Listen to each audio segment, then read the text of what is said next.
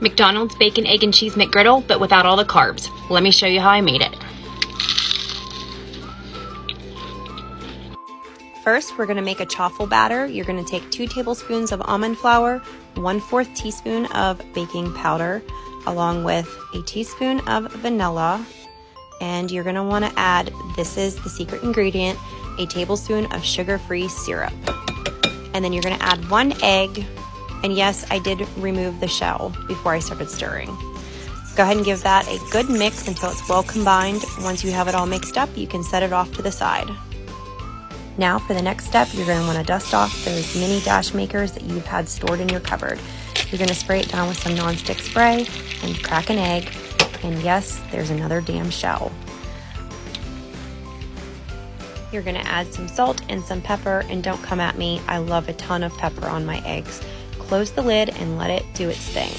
Now to the mini dash waffle maker, we are going to sprinkle some sharp cheddar cheese or whatever kind of cheese you'd like. And then the chaffle batter that we made in the beginning, you're going to pour half of that over top. Then you're going to take some more cheese and sprinkle that on top of the batter, close the lid, and let it cook away. I like to flip my egg.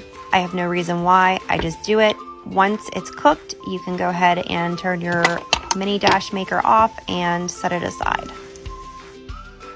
By then, our first chaffle should be cooked. And then we're going to repeat the process.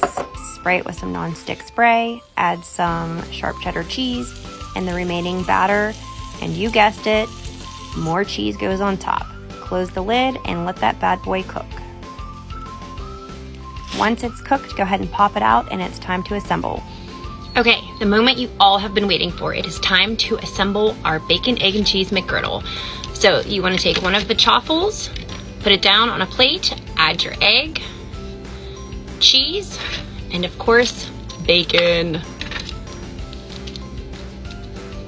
I do 2 slices of bacon, but you can do however many your little heart desires. And then top it off, and then your sandwich is good to go. If you try this, let me know.